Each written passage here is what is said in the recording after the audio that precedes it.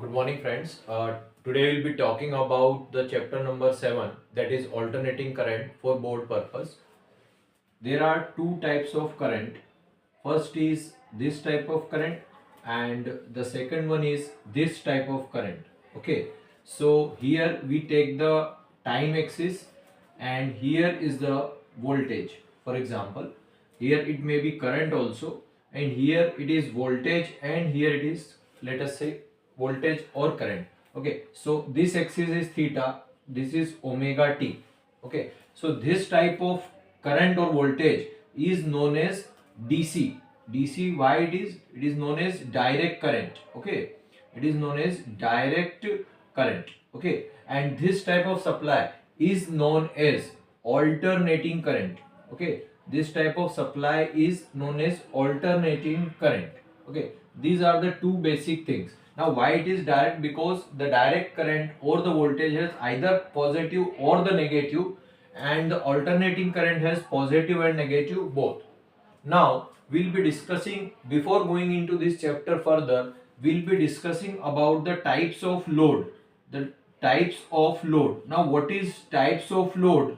So there are, the loads are the thing which consumes the energy. Okay, so first type of load is known as resistive load. First type of load is known as resistive load.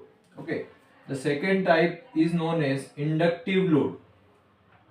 The second type is known as inductive load, and the third type is known as capacitive load. The third type is known as capacitive load. Okay, so this is first case. It is being represented by R, and what it does, when we give the electrical energy to this resistance convert this electrical energy in the form of heat. Okay, and this is the inductive. It is being represented by L. When we give electrical energy to inductive load, it converts it into magnetic energy. It converts into magnetic energy. Okay, and this type is known as capacitive load. So capacitive load is represented by C. Okay, and when we give electrical energy to this converts this electrical energy into in the form of electric field. Okay, so this is the device. Capacitor is the device which stores the energy in the form of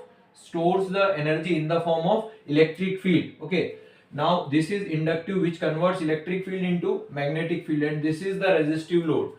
The unit of resistance is given by ohms. The unit of inductance is given by Henry, and the unit of capacitance is given by Farad. Okay, Farad. Okay, so these are the types of load, and this is the supply. That is, this type of supply is given to alternating, and this is the DC supply. This is not given in this chapter. We will not be discussing. We will be discussing about this supply voltage and the type of load. So it is very interesting. Okay, in our home we get this type of supply, and the voltage is generally 230 volts in India, and the frequency that we receive from electricity board is 50 hertz. Okay, so for this type of interactive videos, you go to my channel Himanshu Chaturvedi Physics. Thank you.